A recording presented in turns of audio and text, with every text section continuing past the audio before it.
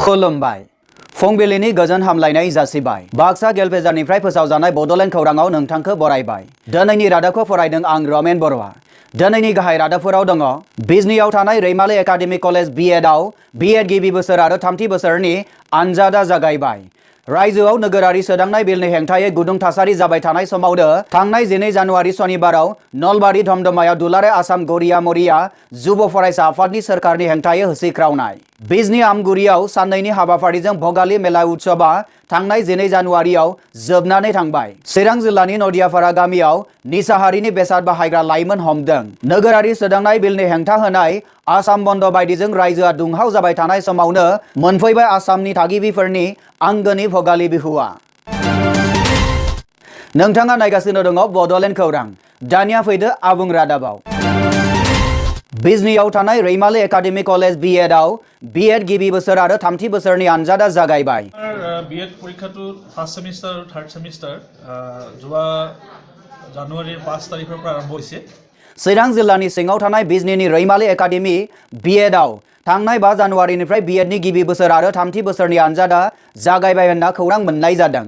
रैमाली academic कलेजनि गोरायुं doctor Abhijit देव अधिकारी बिथाङा फोरमायनाय बादिब्ला बे आनजादा थांनाय 12 जानुवारियाव जोबनानै थाङो आरो 12 तारिखলৈকে আমাৰ ফাर्स्ट सेमिस्टार চলিছে আৰু থাৰ্ড सेमिस्टार যেহেতु এখনে পেপাৰ গতিকে আজি আৰম্ভ হৈ আজি শেষ হ'ল তাৰমানে আমাৰ বিএড পৰীক্ষা ফার্स्ट सेमिस्टार আৰু থাৰ্ড सेमिस्टारটো আজি শেষ হ'ল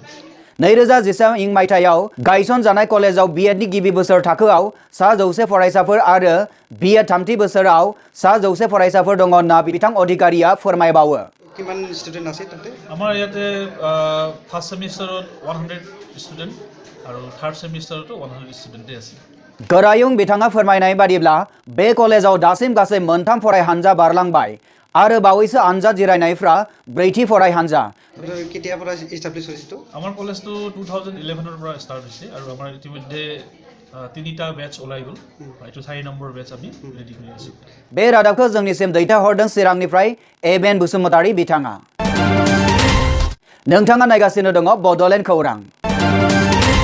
रायजोआव नोगोरारि सोदांनाय बिलनि हेंथायै गुदुं थासारि जाबाय थानाय समावनो थांनाय 12 जानुवारि सनिबाराव नलबारि धमधमायाव दुलाराय आसाम गरिया मरिया जुब फरायसा आफादनि दैदेननायाव गुबुन गुबुन दोलो हानजाया नरेन्द्र मोदी आसाम सरकार आरो माहारिनि नायकनि हेंथायै स्लगान होनानै धमधमानि हा अखोरां सोमावग्लुंहोयो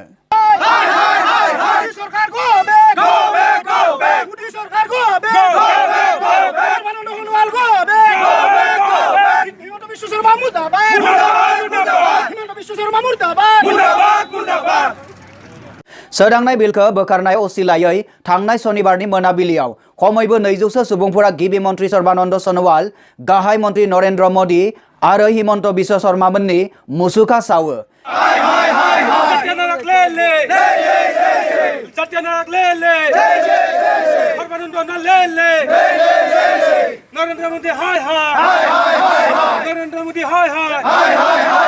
बेवहाय बाहागो लायो दुलाराय आसाम गरिया मरिया जुब फरायसा आफादनि आफादगिरि आश्रफ आली आरो बाक्सा जिल्लानि नेहाथारि आब्दुल मजिदा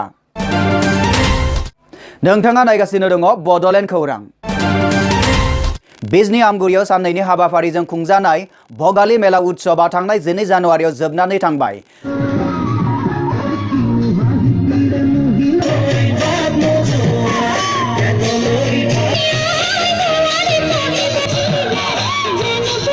चिरां जिल्लानि सिङाव थानाय बिजनी आमगुरियाव थांनाय 11 जानुवारिनिफ्राय 12 जानुवारिसिम साननैनि हाबाफारिजों भगाली मेला उत्सवखौ बिजनी आमगुरि नयनतरा आत्मसहायक गटनि बानजायनायाव बिजनी स्वाली हाई स्कुलाव खुंनाय जादोंमोन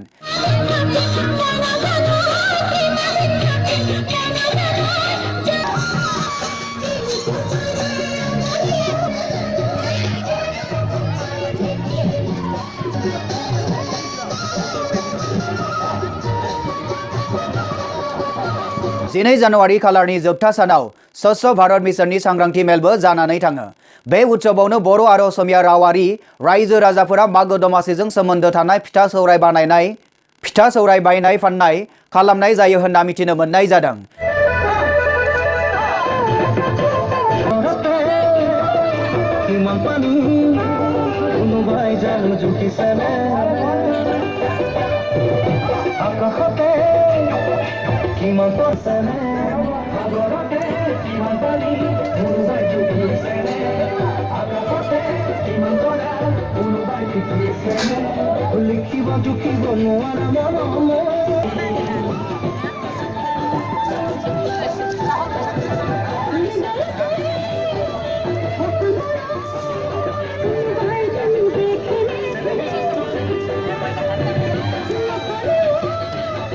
जोबथा हाबाफारि बायदियै 2 जानुवारिनि हराव हारिमु मोनाबिलिबो खुंनाय जायो। खुंजानाय हारिमु मोनाबिलियाव जायगानि रिंगु दामसाफोरा मेथाइ रोजाबनाय बायदिसिना खालामनाय जायो होनना जोंनिसिम खौरां दैथायहरदों चिरांनिफ्राय एबेन बसुमतारी बिथाङा।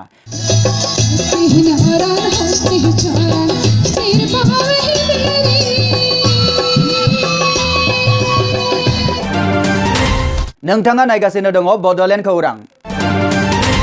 नोगोरारि सोदांनाय बिलनि हेंथा होनाय आसाम बन्द बायदिजों रायजोआव दुंहाव जाबाय थानाय समावनो मोनफैबाय असमियाफोरनि आंगोनि भगालि बिहुआ। रायजोआव भगालि बिहुखौ बरायनायनि रायजो नाङै थागथियारि सोलिदों। बे बेलायाव उनफिननानै थायाखै धमधमा ओनसोलनि गुबुन गुबुन जायगाया। बेनिनो घरामारा गामिनि खोन्दोसे फरायसा फरायसुलिफोर एबा गथ' खुदियाफोरा थांनाय मास मोनसेनि थागथियारिनि जोबनायाव नारा आरो औवाजों खाजायनानै दिहुनदों गंसे 2 थोरफो गोनां भेलाघर।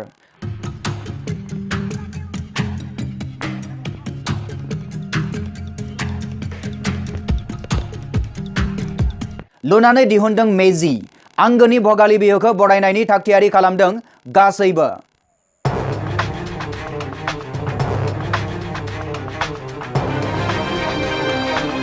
गामिनि गासैबो हराव लोगोसेयै बोथिसे जानायनि गोसो। सब এই আনন্দ উৎসৱত আমি সকলোৱে মিলি ফেলে সকলোৱে একগোট হৈ আমি এসাঁজ সুন্দৰকৈ মিলা প্ৰীতিৰে খাবৰ বাবে আমি সকলোৱে যত্ন কৰি বা বহুত অতি কষ্ট কৰি এই ৰাতি আমি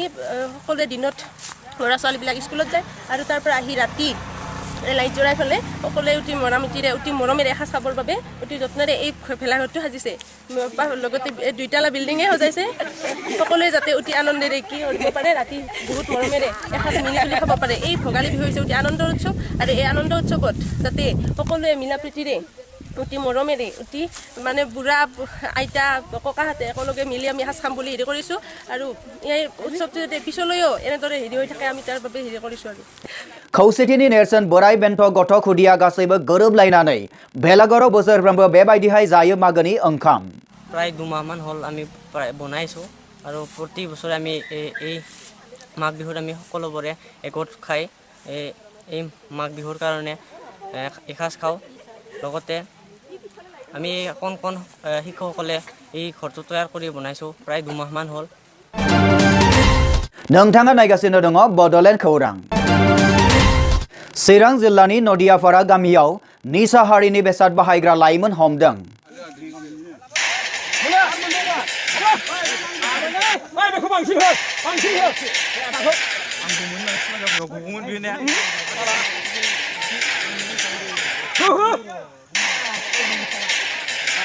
चिरां जिल्लानि लाइमुथि बेन्दोंआव थानाय नदियापारा गामियाव मोनसे लाइमोन सेंग्राफोरनि भां गान्जा बायदि निसा बेसाद बाहायग्रा 6 लाइमोनखौ खाथि खाला गामिनि रायजो राजाफोरा हरखाब ज' लोगो नांनानै हमनाय जायो आरो हरसे खानानै दोननाय जायो।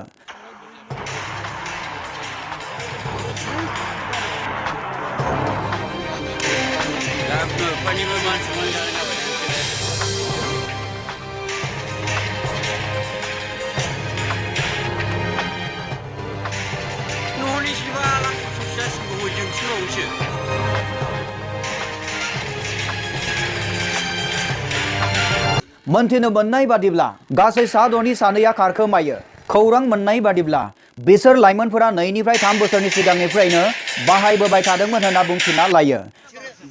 गोजोन मा होनोमोनलाय गोरोमदाव ओमफ्राय प्रिसेस निजोम ना ओमफ्राय दुखुनांथाव बाथ्राया बेनोदि रायजो राजाफोरा गोबां समनिफ्रायनो हमनो नाजाबाय थादोंमोन नाथाय हायाखैमोन। हमजानाय लाइमोनफोरनि बैसोआ 14 बोसोरनिफ्राय 19 बोसोरनि गेजेराव जागोन। बे रादाबखौ जोंनिसिम दैथायहरदों चिरांनिफ्राय सानसुमा नार्जारि आरो गोखै बसुमतारि बिथांमोना बेजों लोगोसे दिनैनि रादाबाबो एसेनोसै गोजोन